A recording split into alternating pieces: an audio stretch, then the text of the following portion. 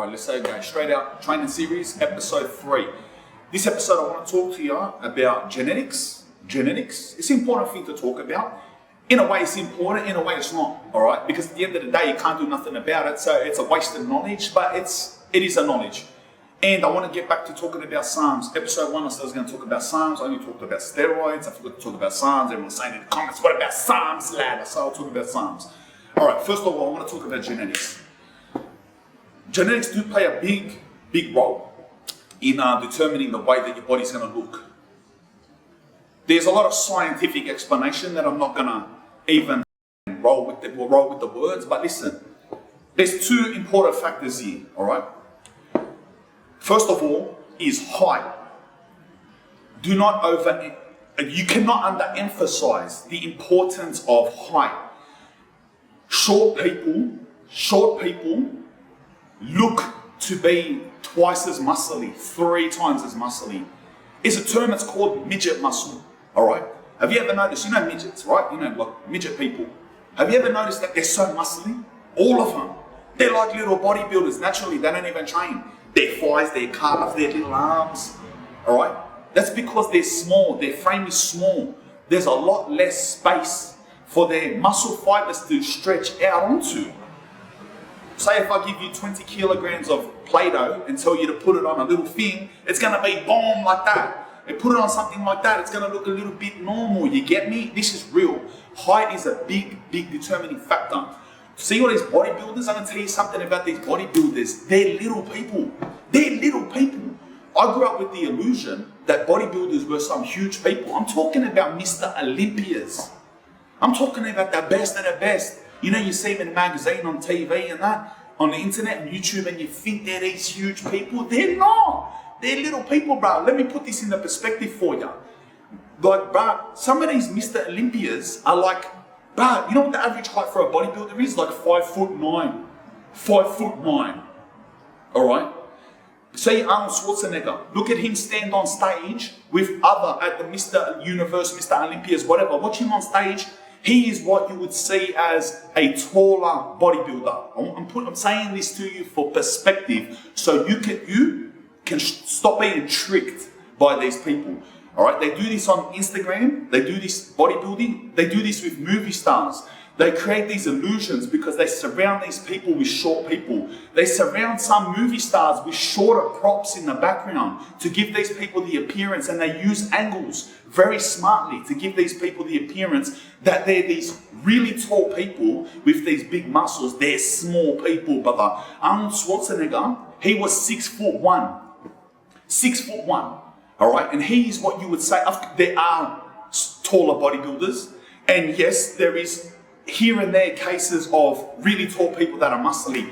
We're talking in the most common general circumstances that are applicable, all right? There's always one this, there's always one that. Are African people black? Well, I know a white one. Do Indian people like curry? Well, I know one that doesn't. It's called generalizing, all right? Yes, you know a tall person who's muscly, but generalizing for the sake of a conversation. Short people, all right? Very easily to put on muscle, okay? Arnold Schwarzenegger was 6'1". Look at him on stage. 6'1" is not tall, brother. 6'1's like up to my nose. And he was like one of the bigger bodybuilders. You see him in a movie, he's like this big machine. Like, I'm just telling you this because they give us a false expectation of like what we should look like. They all paint these people, even on Instagram. You know, you see these people on Instagram and they look like look at my bang bang. You see them in real life and you're like, what the hell? You've been lying to me, lad. You know what I mean? You feel like you're being lied to. So just understand that if you're a tall person, you're gonna find that so much harder. I deal with it all the time. I'm 6'4". I deal with it all the time. You know how hard it is for me to put on like muscle? I'm now, look at me. Do I even look muscly? No, I don't. But I'm 112 kilos, or maybe 111, because I had a shit.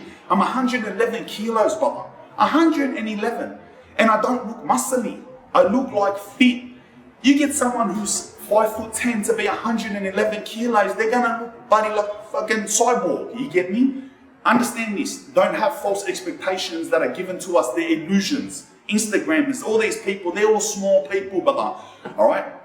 That is the biggest determining factor you should think about when it comes to genetics. The second thing is sort of like the body type that you have. There's words for it: ectomorph, endomorph, mesomorph. All right? Forget that, all right? Forget that, because even when you're talking to people, he's a half. Just shut up. The easiest way to think about it is you're going to have somebody with a slow metabolism and a fast metabolism. A fast metabolism means when you sit at home and you do nothing, you eat what you want and you play PlayStation, you're going to go skinny. Slow metabolism means if you sit at home, eat what you want and play PlayStation, you're going to go fat. It's the most basic way to think about it. People who naturally go fat are always going to find it easier to put on muscle and maintain muscle because their metabolic rate is slower, all right? That means they're burning less of their body away. Essentially, body scientific explanation, but that's what it is. So if you're generally a fat person, you're gonna find it easier to put on muscle, but don't be disheartened. I'll tell you something about being a generally skinny person. Metabolism slows down as we get older. So when you're a teenager and when you're in your 20s, you see those people that find it really easy to go boom, they go train, they get these big muscles and this and that. They spend the rest of their life trying not to be fat. That's a fact. So when you're in teenage years and when you're in your 20s and you're this skinny person, all right, and no matter what you do, all you can do is get ripped. You can't get big and muscly. Your metabolism's about to slow down in your 30s and you're going to become like they were in their 20s. So for the rest of their life while they're battling being fat, you'll eat, lad. You'll kick them back, train and popping muscles. Hello now. So don't be disheartened. Also, for the tall people, don't be disheartened. All right? Yes, shorter people, they put on muscle real easy. But I'll tell you one thing, lad. Girls don't like short people, but I'm sorry to say, but ask a girl what she likes. Does she want a little horse ride and jockey that looks like a bodybuilder? No, she doesn't. She wants a tall, sexy cunt. I'm sorry, lad. You can hate my guts for it. So don't be disheartened. Also, when it comes to combat sports and stuff like that, being tall is obviously an advantage. But no, we can't put on muscle like short people. But you know what I mean. You can try your best. That's all I'm going to talk about genetics. Nothing more needs to be said. There's fat people, there's skinny people, there's tall people, there's short people. You can break all that down into explanations, scientific explanations. It's not important here. No one cares. If you care, go Google it. Now I'm going to get into SARMs, all right? Because I didn't get into SARMs last time. What do I think of SARMs? I'm going to tell you something. It's a bit of a yarn, right? I can go on about this forever. What's the bad sides of steroids? I'm just saying, I'm starting with this to put it into perspective. Steroids, in what I care about, there's all the cholesterol, blah, blah, blah, but who cares about that? If I cared about that, I wouldn't eat KFC, I wouldn't fucking do this, I wouldn't do that, all right? So whatever, cholesterol, who cares, bro? But you know what I mean? Real world stuff. What do I care about? There's three sorts of side effects that I care about when it comes to steroids. First of all is testosterone suppression. It is what I hate the most about it. It is the exact reason that I won't use it anymore. I've explained what that means. It suppresses your natural testosterone, shuts it off. Will you recover? Who knows? If you recover, will you recover 100%? Who knows? Will you spend the rest of your life with low testosterone? Probably. That's putrid. That's what I care about the most. The second is estrogen-related side effects. That's another group of side effects that come with steroids, anabolic steroids, testosterone specifically, testosterone derivatives, all right? So what that means is when testosterone is converted to estrogen, yes, you can battle it, blah, blah, blah, but you end up like a science experiment. Just take one of these tablets and eat one of those and have one of those shots to battle the other shot you had. You're a science experiment, but that's rubbish. Estrogen-related side effects, man boobs, redness of the skin, water retention, emotional instability.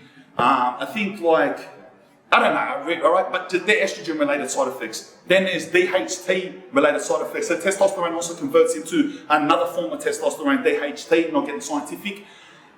So then you've got, those give you androgenic side effects. So they're the things that turn you more into a man. Some people like it, some people don't. It makes your jaw thicken, grows body hair, it makes you bold, it makes your voice deepen, They're the things, they're the reason why women take testosterone, they look like men. It's because of the DHT related side effects. So they're generally the three, and then there's all the blood stuff, cholesterol, whatever. I'm not a scientist, I don't talk about that. This is straight out training series. I talk about what I feel. So they're the three groups of steroid related side effects. SARMs now. SARMs. For the larger part, there is no DHT related side effects. Apparently it doesn't convert into DHT. You can have some, your body's tricked into thinking, whatever, right? Generally speaking, there's no DHT related side effects. Estrogen related side effects, there is none. SARMs do not convert into estrogen. So generally speaking, your body can be tricked and you can get sensitive nipples, blah, blah, blah. But generally speaking, those two groups of side effects are taken away from SARMs. But you are left, there's two conversations I want to have here. SARMs suppress your testosterone, all of them. Some of them largely, some of them LGD, so badly, RAD, so badly that they're as bad as some proper steroids. Some SARMs suppress more than lighter Anavar and Primobolan, suppress more, all right? I've seen, like, I'm not gonna be one of those people that puts, here's the link for this study, for that study. This ain't a study page. I'm telling you what I've done, what I felt, what I've read. I don't care if you believe me, it doesn't matter. So I look on all the time on, that thing, Reddit, people, bad experiences this, bad experiences that. People put up their blood work. I seen this Indian bodybuilder, right? Listen to this, all right? Type it up, bro, you'll find it yourself. Fucking lazy cunts. But he took LGD, right? He got his blood test the day before he started, and he got his blood test a couple days later. He went overseas, they do their testosterone levels different. Healthy is like 300 to 1,000. He was like 550, somewhere in the middle. A few days later, he was 60 parts, blah, blah, blah, per part, blah, blah, of testosterone. To put in perspective, less than 300 is unhealthy. He was 60. It's like sort of the amount of testosterone that a woman has. It's all over there. People, Osterin, all right? There's a SARM called Osterin. It is the least side effect, most studied. People post their bloods all the time. At best, it halves your testosterone. At best. All right? So if you had 600 in the healthy range, you're going down to the lower end 300. At best. Do you recover quicker than anabolic steroids? Apparently. But at the end of the day, listen here what I want to say about that. That's what I'm most scared of. Because the other side effects, all right, like I'm emotional, I grow some hair, I go bald, all right, shave my head, whatever. I'm emotional, I get over it. I get redness of the skin, it goes away. Testosterone suppression is testosterone suppression, and that is my most feared side effect of anabolic steroids. That's what SARMs do. Will I recover? I don't know, bro. You could be 21 years old, good testosterone. Go to the doctor, check your testosterone, it could be high. You take SARMs, you will recover testosterone. But say you were 800, mad. If you're 800, you're cheering. Naturally, you're good. All right? Healthy lifestyle. And if you go down to 200 and then only recover to 500, you've lost 300, blah, blah, blah, per blah, blah, blah, for the rest of your life. To be big for how long? And then it goes over. And this is another thing too. I'm going to tell you about SARMs and steroids. Listen carefully. See how you take a cycle, all right? And if you do the proper PCT post-cycle, which is another experiment of chemicals that you put into your body to help your body get back to normal. If you do it proper and you maintain blah, blah, blah, you can keep 40% of your gains. So if you keep training, listen carefully, bro. No one says this, it annoys me. If I take steroids, and I gain 10 kilos, and after I jump off it, I do proper PCT, and I keep eating, and I keep training, and I keep 4 kilos of lean muscle. I kept it. 6 kilos go, because it's water, you piss it out. You literally piss your muscle away on day 2, believe me. If I keep 4 kilos, but wait a minute. So in these 12 weeks, where I put on 10 kilos, and then hopefully I'll keep 4 kilos, how much kilos would I have if I just trained normal and never got off in anything? So in that 12 weeks, I train normal. I can put on 4 kilos in 12 weeks. Normally, yeah, temporarily you put on 10, and then you come off with another science experiment and you keep 4, and we're in the same place. Do you get me? It's like temporarily you're filling your muscles up with all this strain, and then you come off and you might be a kilo or 2 ahead. Well, think about that. SARMs is the same thing. You go on SARMs, you grow all this muscle, hopefully you keep half of it. I'll put on half without the SARMs, and it's just there. I don't got to jump off nothing. There is no hoping I keep it. It's there. Think about that carefully. Another thing with SARMs too. I'm not going to get too much into this because it's speculation. But like steroids, we know what the side effects are. They're chatty side effects, but you know what they are. You know what they are. People have been having them side effects since 80s, 70s, 60 years ago, whatever. We know what they are. SARMs, you don't know what the side effects are. How long have been people taking SARMs? A few years. But how the fuck do you know if you're going to be blind next year? How do you know if 10 years later it's cancer? But imagine you take SARMs and everybody that took SARMs in a couple of years, all of a sudden their fucking nerves in their eyes don't work. And they're walking. You don't know. You don't know. Do you get me? So what is it? Take the thing that gives you side effects that are putrid, but you know what they are, or take the thing that allegedly has less side effects, but we just don't even know yet. In 20 years, we'll be able to find out if it's less side effects. But we know in the short term, it's a bit better. Come on, bro. You know what I mean? Come on. That's my yarn about SARMs. Do I recommend them? I don't. I honestly don't. Do they give you an advantage? Fucking oath they do. They're strong. They're strong. I'm not going to lie. Is there good things about SARMs? Yes, there is. I've taken SARMs. I didn't like the experience. I took LGD, you know, it's strong. It's strong, bro.